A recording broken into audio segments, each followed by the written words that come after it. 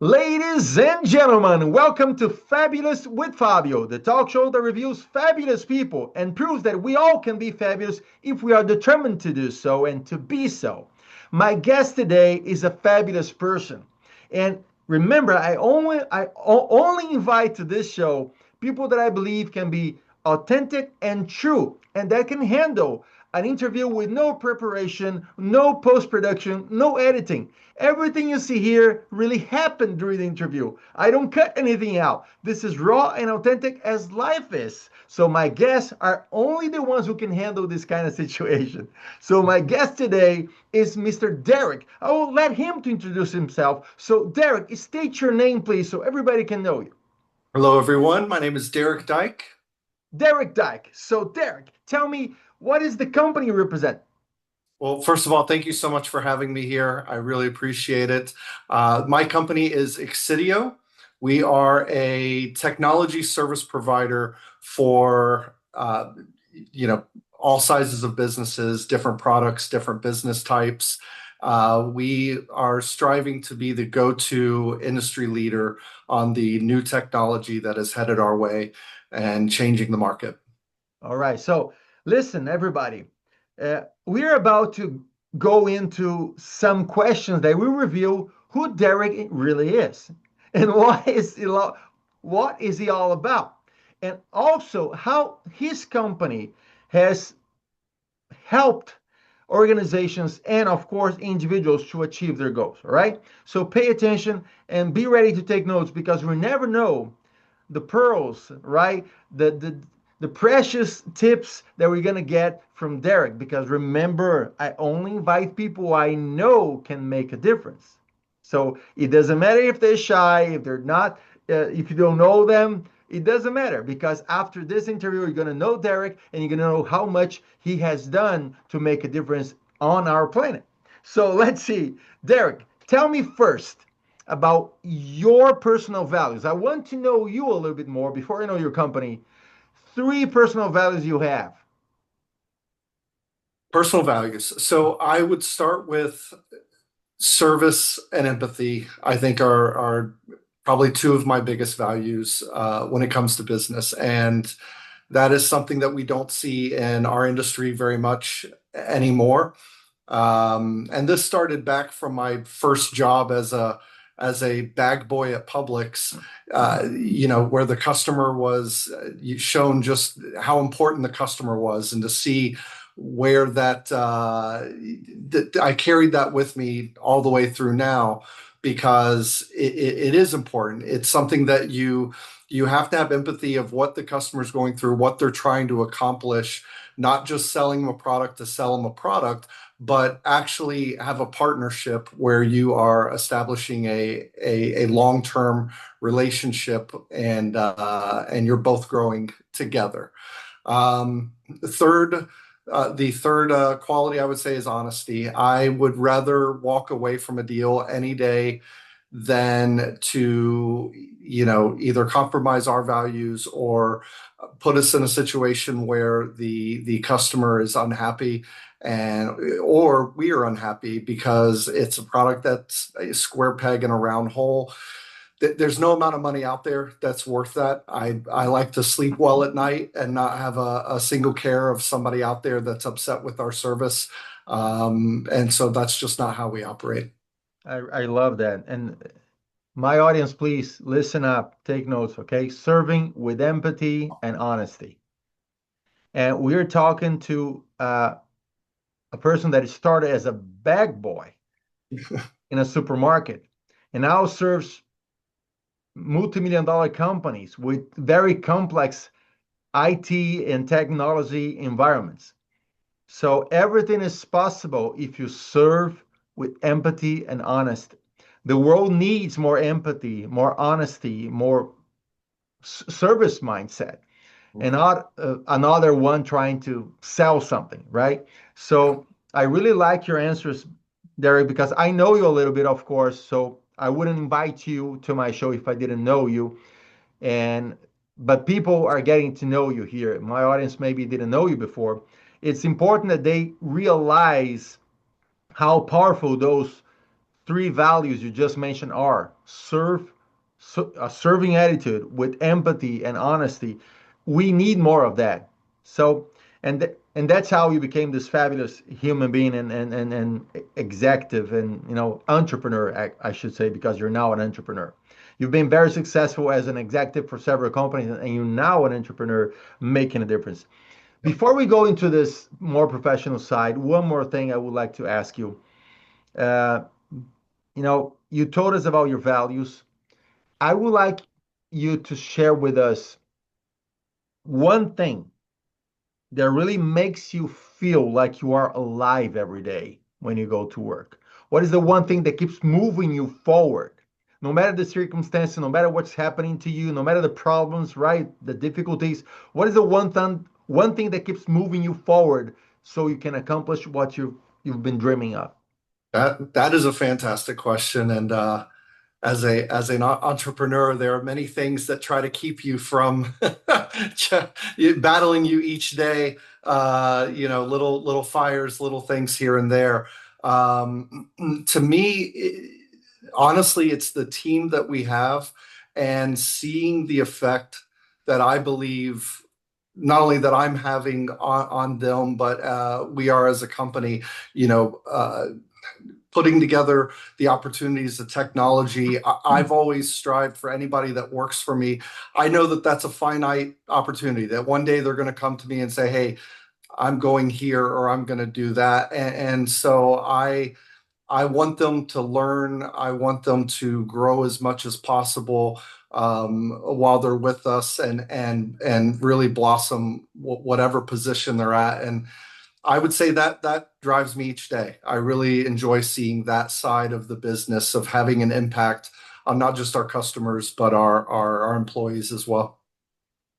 Hey, listen, everybody. I agree with Derek 100%, and I believe everybody should really pay attention to this, right? The best leaders don't see barriers in anyone's development. The best leaders really help people evolve and thrive and succeed, and they don't care about organizational barriers. Yeah, The best leaders are here to help people grow and succeed, right? Uh, I have felt that as a leader, the rewarding feeling of being recognized by your employees yeah, as someone that is really a mentor for them, not a boss, right? So absolutely.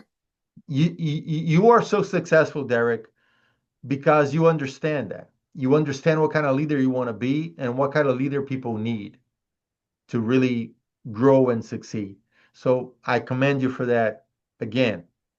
Let's talk a little bit about direction now, well, your vision for the future. Okay. Mhm. You were growing this company now. You more or less gave us a little bit already, a little uh, clue about the vision you have for your company. I want you to expand on that a little bit. All right. Tell us the vision for your company. What do you want to accomplish? What do you want to become? What difference do you want to make with this new enterprise you're running now?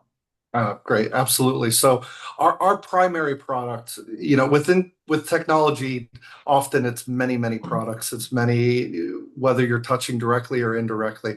Our primary core is we are a service provider for business communications. And the reason that I saw this trend going 5 years ago, really with the start of COVID, of where the industry was going. And I think we're going to see a ton of consolidation uh, within the industry itself. The carriers who have just sold dial tone for the last 10, 20 years and have gotten fat and lazy.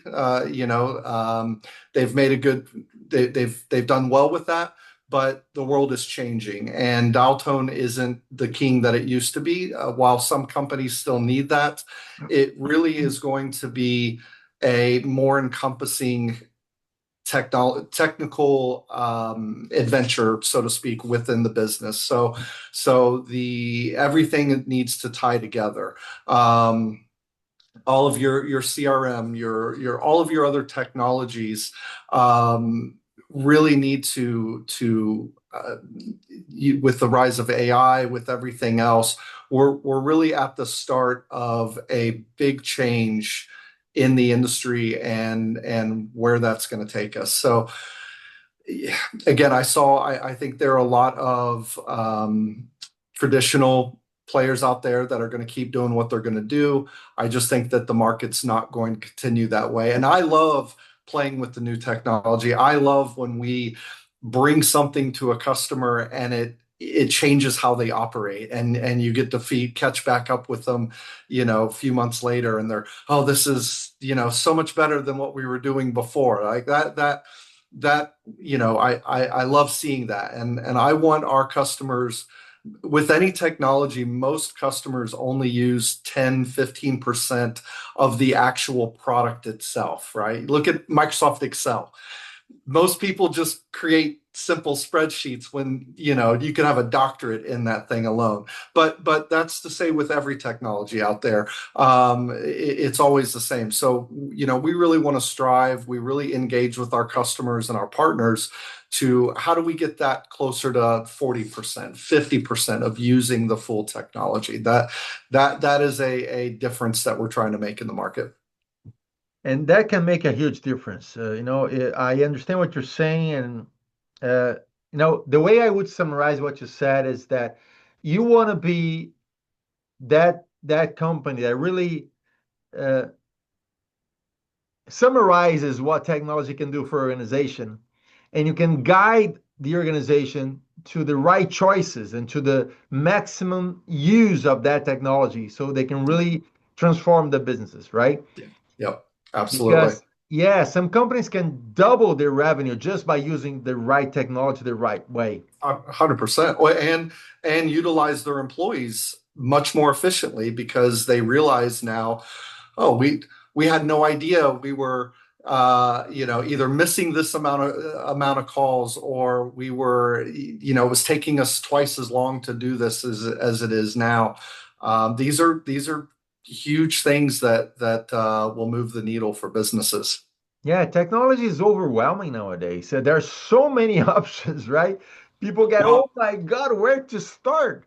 And you will be that guiding star because you love technology. You're always up to date. You're always aware of everything that is going on. So you can help companies really make the right choices, stick to the right choices, and make the best use of technology so they get the best result possible, right? 100%. And a problem that many businesses face is there's a very big difference. You can take three companies that say, I need X, but company A is 20 employees, company B is 200 employees, and company C is 2,000 employees. They all need the same product, but they need three different solutions because that's just how technology works. There's complexity, there's nuances in why one would work for one scenario versus the other. The problem many companies out there face is they are working with a partner that they use the tools that they know, and this is the same product they've been installing for the last 5-10 years, and they know it inside and out, and that's great, but it's not. And so as a business, how do you navigate around that? As a business owner or decision maker in a company, how do you know uh, the direction this vendor is putting me on is the right direction that we need? Am I going to regret it 3-5 years from now when we have to forklift everything and realize we spent a fortune and we're nowhere closer to where our goal should be? I believe that the main problem with technology nowadays is that there are so many options and there's so narrow understanding about the full capacity of each solution, right?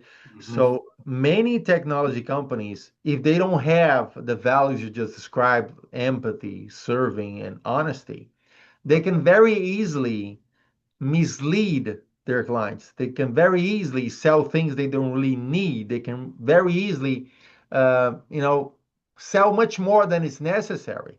Yeah. So I believe a company like yours that is run by someone like you that has those values, and I know you do have them. It's not just leap service here. When you lead a company that offers complex solutions, your responsibility is much greater, Yeah, right? Because absolutely. your customers do not understand what you're talking about. So Mhm. you need to have honesty, empathy, and a spirit of serving so you can really guide because it's not going to be easy. When you're dealing with customers that do not understand what you do, Right. it's hard to Yeah. establish trust because if they don't understand, they don't trust, right? Yep. So Yep. you have to be very patient. You have to be very, let's say, didactic and explain in clear and simple terms what complex solutions can do.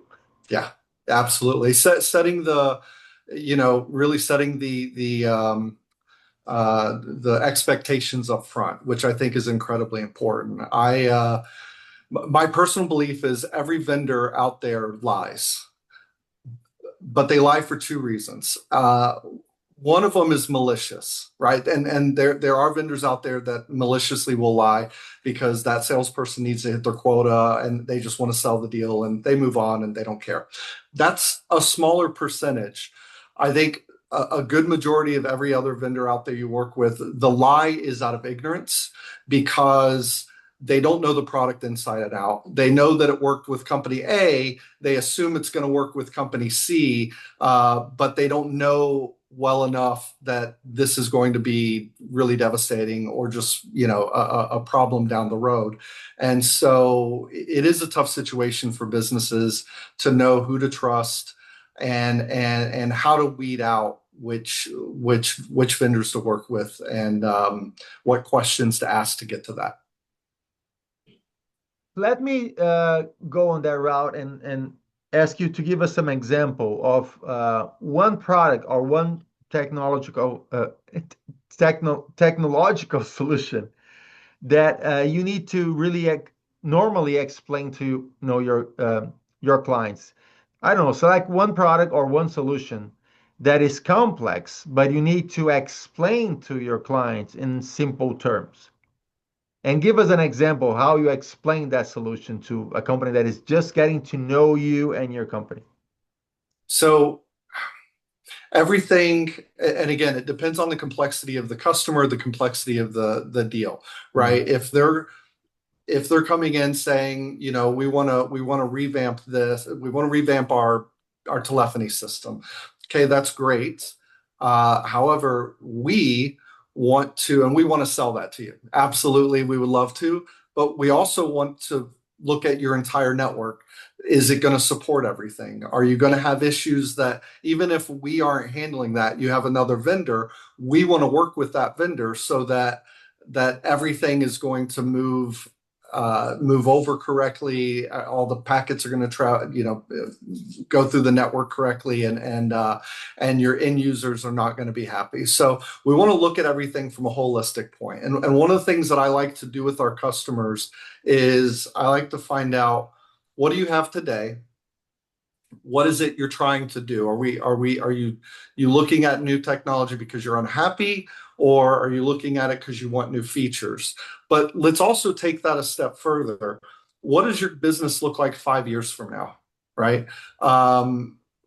Which again, and I never hear that conversation on any sales pitch that I've had when I've had vendors pitching me or when I've been on calls. And it is important because is your company going to be twice the size they are? Well, then why are you signing a contract now that is you're not going to be able to scale to that? Is your company going to need more complexity, right? Are you 5 years from now, we'd love to have our customers be able to call in and check their balances, to be able to make payments, to do all of these things that many enterprises can do. They've been doing for years, but the medium-sized businesses, and I mean even smaller businesses, why aren't we setting a goal for ourselves now and really having a conversation of what's even possible? right? And you don't see that often. More often than anything, you just see what's the quickest thing I need to say, or what is the least amount of words I need to say to get the yes and the signature to just replace what you have today so that they can get paid and moved on. And so yeah, I would say having that holistic approach and setting a goal. And for some companies, that's not in their purview. They haven't even thought about it. You see that sometime of, oh, I've never been asked that question. But Yeah. if you're doing a good job as a vendor, you should be pushing your customers for that. Especially in technology, right? Absolutely. Yeah. What you're saying resonates to what I usually tell my clients, right, when they hire my sales certification programs. I tell them, don't be in a hurry to sell, be in a hurry to understand, right? Yeah. So you really want to understand first before even offering anything, before even mentioning any solution. You want to understand where they are now and where they want to be in 1, 2, 3, 5 years from now. Yep. Because Absolutely. if you don't ask that, they may be spending money and time now with a technology or a solution that will be obsolete in 2 years from now. Or Well, maybe, absolutely, and you put your relationship at risk because a new person gets hired there and they go, wait a second, why are you guys doing this? The company's going this direction. Why in the world did you go with this technology? So why put your relationship in jeopardy? It's so much harder to acquire new business than it is to keep your existing customers happy and paying. So, but sadly, in our industry, that seems to be forgotten. It's always yes, about the new logos. yes. So many people are just trying to upsell while you are trying to observe. Yep, that's a Right? great. I like that. That's really good. Yeah, observe instead of upselling. I Yep. like that because I really I came from technology, right? I was an engineer. I worked for IBM. I worked for a computer company, technology company. I work in a medical technology company as well. So I really understand how technology can be overwhelming for people who don't understand technology. So they need someone they can trust Yeah. that someone they really believe they're not here just to sell me something. They're here to understand me and serve me in a way that can really help me grow my business and I and and reduce no labor or headaches or problems, right? And avoid problems and so on. I've got I actually have a funny example of observing. A new feature was launched recently in our platform. Our platform is the Cisco Webex platform. It's the hosted version of Cisco's product. And so we have the ability now that, you know how you go through your call log and you're looking and it's just a whole bunch of numbers and you're Yeah. thinking, what number was this? I spoke to him for an hour. I can't remember it. There's a new feature now that we can enable where you can click on that number and it'll give you an AI transcript of what your conversation was. And then if you click on the full recording, it'll give you the full transcript of everything you had. So you're like, oh, this was Billy. Okay, this is Billy's number. I need to save this number. You can go through that because I find myself doing that all the time, especially if it's a busy day. So we've been going around. To me, that's a worthy feature, right? That's for some customers they don't care. Other ones they've been, oh, this is amazing. This is so we've been going around reaching out, touching base with customers, and I too have been reaching out to some of our customers, and one of them, well, several of them have been, well, that's great, but how much does it cost? And I go, no, this is an upsell. I want you to be aware of significant features that come out that I think are, new features come out all the time, but the ones that I think can really help your business, I want you to make. And their attitude changed immediately. Oh, it's included. Yeah, yeah, yeah. Oh, this is amazing. We're going to send this up to our team. So they were shocked So by you're the not upselling observe. me, you're Yes, observing me. yes, Great. Yeah. yes. Okay. You gave us an example of a question that you ask your clients, right? When you're trying to understand them to better serve, you ask them, what do you want your company to be in 5 years, right? Okay. What other questions do you usually ask your clients when you're in this process of understanding them before you even offer anything? Well, the biggest thing that I like to do, and all of my salespeople that we train, if you have an hour long demo, you have those people where they'll try to spend an hour going over the product, and that's just not. I want to spend at least the first half an hour letting the customer talk, where I want to know what pain points do you have right now, right? And again, depending on the size of the company, and depending on what the pain points are, but what are the pain points? Not just in one particular technology, because again, they all ride on top of each other, and that needs to happen. Often, I'll see that where they're, oh, we hate this system because it does that. In my mind, I'm going, you're going to hate any system you have because this is broken over here. But how do I say that without, upsetting whoever set that up for you? I gotta figure that portion out. But really getting an understanding of their entire footprint, their network, their who manages it. Do they have an IT guy? Are they outsourcing everything? We brought on a new customer, and they're like, well, we have a guy, but he's retired, but he helps us out occasionally, and it's like, all right, well, we need to work, we there's some stuff we need to do here, and so it's understanding all of that. It's really getting a good sense, because it's tough to build trust, and it's tough to get people to understand that, and I've used this before.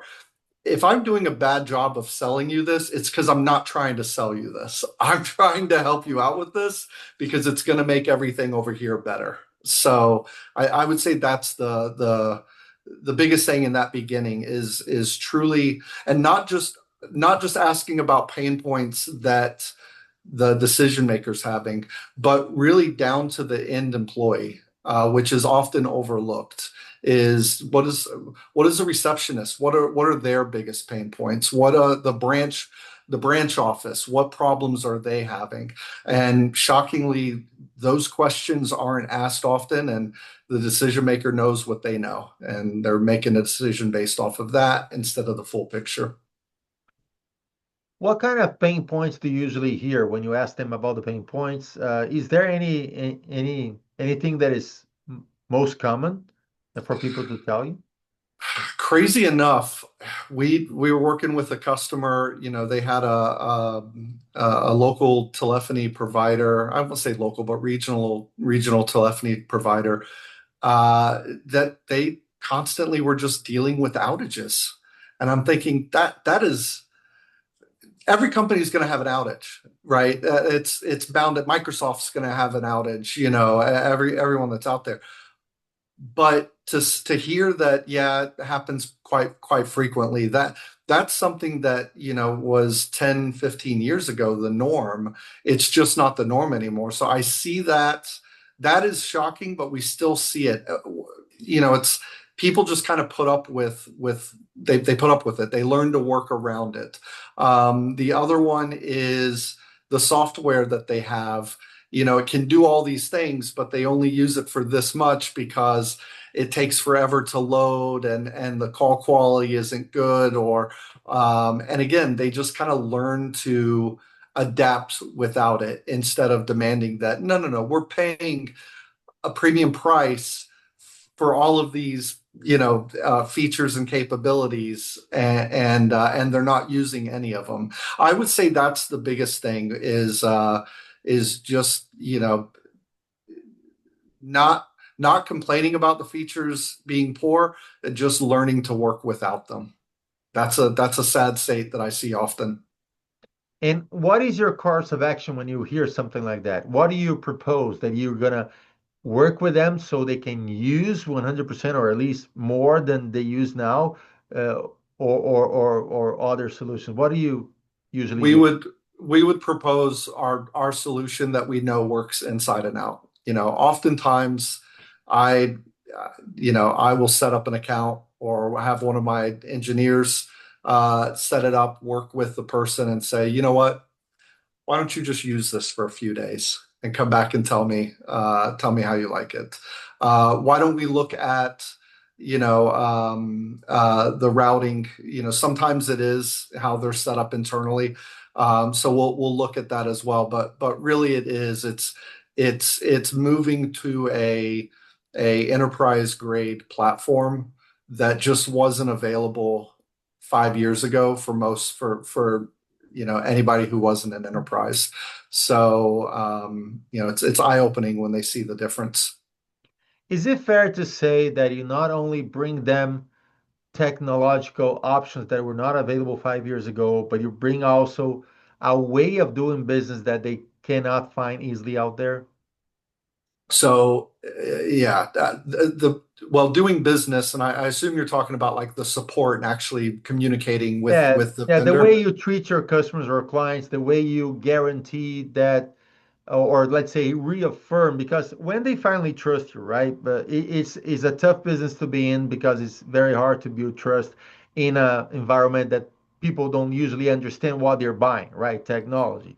Yep, But so you finally build trust. You have the trust, and they start working with you, right? yep. So how do you make sure they have an experience with you and your company that is different from anything else they have experimented before, that will reaffirm in their head that it was a good decision to trust you? I love this question. I actually just put out a statement regarding my own experience working with a carrier. Because sadly with technology, there's no consequences for bad support anymore. It's normal to every one of your listeners, I'm sure at some point has reached out to a technology company and said, "Hey, this doesn't work." And what do?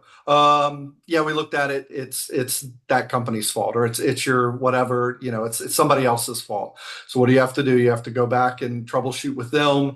24 hours later, you come back and go, no, no, it's you guys. Look, we have more proof now. We showed you before. Now we have more proof. And then magically, things get fixed. And that sadly is the norm in our industry, which is incredibly frustrating. My personal motto that I teach to every one of the support teams that I've ever managed or had underneath me is it is our problem until we prove otherwise. Meaning that even if we know that, yeah, this has nothing to do with us, it's not enough to just say that. You have to be able to say, listen, we don't believe that it's our issue. And the reason that we don't believe it is because we're seeing this, this, and this. Now, if you can take this to your other vendor and they can prove otherwise, let's have a conversation, but that's what we're seeing. And that's how it should be, because that's how you get stuff resolved quickly. But for the most part, most companies out there, they just want to go, and sadly, how do you know you don't have a bad support tech or a bad engineer who's just lazy that day and doesn't feel like dealing with it and knows that if he points the finger elsewhere, it's going to buy 24 hours of you spinning your wheels with somebody else. And then chances are when you call back in, someone else is going to answer the ticket. So there's no consequences, sadly, in our industry for that, where there should be. The other thing that we do from a support standpoint is I personally hate when I hear, well, can you go to our website and open up a ticket? Because I know that I'm going to do that. And then I'm just going to wait around for maybe, hopefully today, I'll get a response. But who knows? I hate that, especially when I need something resolved quickly. So what we do is with every one of our customers, we actually have a support space set up in the tool. So the customer can put however many people from their team that they would like, but it has our engineers, it has the salesperson that sold the deal, maybe even the provisioner who's familiar with the account, who's in there. So they can open up hey everyone, we're having this issue. My team knows to go in, someone's going to grab that, someone's going to see it, and even if they're in the middle of something, respond. Say, hey, I'm happy to help you. I'm on another call right now, but is it okay if I reach out to you in 30 minutes? Absolutely. And the customer is happy with that. They would much rather have that than to open a ticket and you randomly, even if you called them back 30 minutes later, they don't know when you're going to call them back. But if you can set that expectation of, hey, we hear you, we acknowledge there's an issue, is it something that can wait for 30 minutes? And it's not just support issues. It's, hey, how do I do this feature? I want that communication there that someone can jump in and, hey, let's do a quick desk share and let me show you how to do it. I wish other companies operated that way. I just know that I'm setting up my company to operate the way that I wish I could communicate with other businesses out there. That's my goal with that. Perfect. So you're really setting high standards for the industry, and I like that. And in a short answer, I would say that you take responsibility, right? That's what sets you apart from many, many others out there. You take responsibility for customer success. Yep. You work committed to help your clients succeed, and you do whatever is within your power and even beyond that to help your clients feel safe and protected by the choices they have made following your instructions. So I really commend you for that. And I want you to share with us now. I believe if people were paying attention to you now until to this point, they probably have learned one thing or two from you, Derrick, and from your work ethic and the way you see your role in this industry. Share with us now one or two main lessons that you have learned throughout your career or life that have helped you become the person you are. It's a great question. I would say,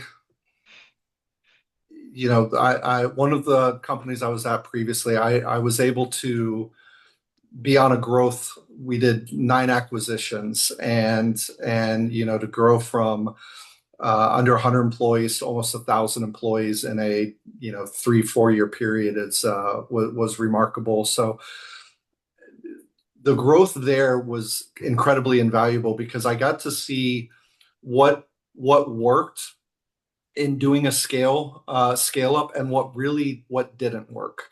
And that's something I've been very good at is I've been able to learn from other people's mistakes, which sounds simple and easy, but I don't feel like a lot of people do that. And so, really being observant and seeing, well, why didn't this work? Why this entire new acquisition of customers is unhappy, and the sales team is really struggling to get in there. And well, why is that? Well, let's take a look at it. Maybe it was the integration into the billing platform that's causing so many headaches and delayed responses. Maybe it's the integration into everything else from that. So it was just a great experience of truly seeing the full effect of, like I said, the scale, but also the real world consequences of, I don't want to say making bad decisions, but making ill-informed or rushed decisions. Mhm. Yeah, so I believe this is molding the way you run your business because the way you explain to us what you do and how you do it, you really don't rush your clients to make decisions. You Not at you all. educate them enough, you understand them enough so you can start educating them, giving them information, giving them a safe space to consider all the options and all the implications of their decisions before they make a move. So when they make a move with you, they have the certainty they are heading the right direction. Yeah. Is that fair to Well, say? that's incredible. That's absolutely fair to say. And one of the things that we're lucky with, and hopefully it stays like this forever. But I never want to be. I've worked at these organizations, and sadly, it's how the majority of the world works. Is I don't want to be one of these organizations where the sales manager is going around to all the salespeople on the 30th of the month, going, Make some calls. What can you get in this month? What can you push through? Can you call this partner and see if they can push this deal through? I hate that because it makes you look bad as an organization, one, right? And then two, it it opens you up to chaos because you're pushing something that you don't have you don't have everything in place. There's a reason why there's processes and procedures for everything, and just because you want to hit this arbitrary number by this arbitrary date, customers don't operate that way when they sign the deals, and partners that work with us, they don't run their customers that way. So I get that. If you're, it's a different story if you have investors or if you're a public company and there are numbers to hit. I totally understand that. It's just usually that's because you're backing into a number that was arbitrarily set without any structure behind it. It was this is where we want to be, which is great, but don't make your customers pay the price because your leadership set a goal that was either unrealistic or it just it's a bad taste. It's something I hope that we never have to do. And you never will, as long as you're running this company. I'm sure you never will do this. Absolutely. Derek, help us understand what are next steps. If people want to get in touch with you, better understand technology and how to make good use of technology, if they are about to make decisions about new systems, new technology to acquire and to upgrade, whatever, what do they need to do to get in contact with you and start this conversation to, with your help, they better understand what are their options? Absolutely. So the biggest thing I would say is just reach out. Between myself, between our sales engineers, having a conversation, there's no pressure. There's no email list that you now are going to get, called every Friday, trying to get pressured into something because we understand contracts. You're generally in contracts for things. So let's have a conversation. What do you have today? What do you not like about it? Where are you trying to go? What's your contract date of everything? So that we can both keep track of all that. Most customers don't even know, are you in contract? I think we are. I'm not sure. And what happens? They don't pay attention. It auto renews for another 3 years, and now they're stuck in a system that they don't like for even longer. So reach out, and let's just have a general conversation. What's on the table? We know what we are exceptionally good at. And just because we can do other pieces of the technology doesn't mean that we would push you to another partner if it's not a good fit, or we would work with them, or we'd work with your existing IT or existing MSP companies. So my email, Derrick, Derrick at Exsidio.com, Exsidio.com, or you can reach out at Exsidio.com, and you can book an appointment with me or someone from our sales team right from there. And of course, all those email addresses and websites will be in the description of the video. If you're watching this video, if you're just listening to the podcast, go to the video on YouTube to the talk show so you can see there. We're going to put all the links in the description of the video so you can just click and go to the right place without any wandering around. You just incited my curiosity, Derek, about you said we know what we are extremely good at, right? So tell everybody now, what is the main thing you're very good at in your company? Our main platform is our telephony communications system. So we are you know, your voice provider. We port all of your numbers, your conferencing, your conference rooms with all of your cameras and everything else. But your main telephony system, even if you're using Microsoft Teams, we integrate into that. But we consolidate all of the phone numbers, all of the business communications, the phone system with a enterprise grade platform. To me, it's the best platform on the network. I know that because I could have gone with any platform that's out there. I know and have experience with all of them, and there's a reason why I went this direction. So that is our bread and butter. Other pieces of the technology, internet services, routing and switching, things like that. Just because we can do those things, and for some customers we do, other ones, we would partner with another company if that is their bread and butter and it's a better fit.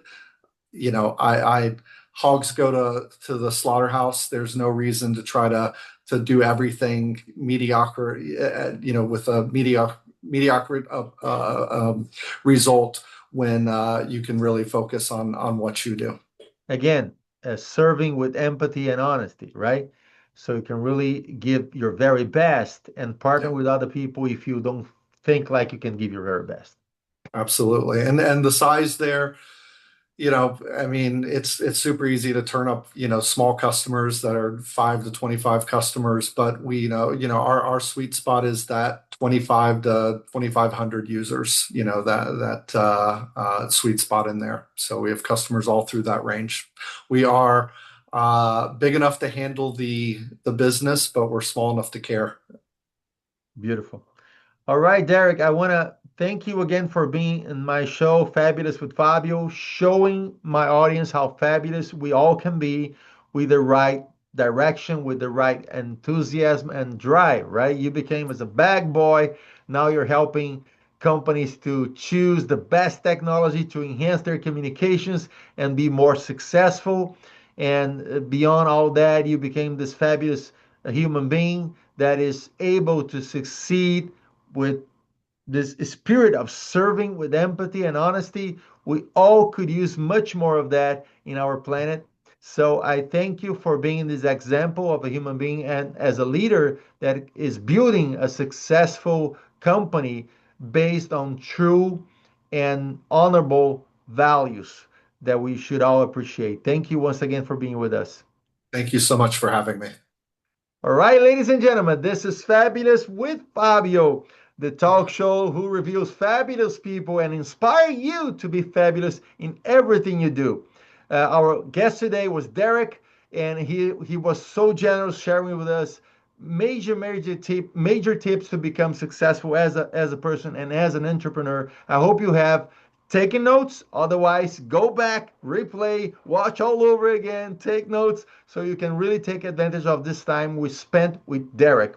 And be tuned for the next episode because there's always someone fabulous coming to my show to show us how we can learn, evolve, and thrive.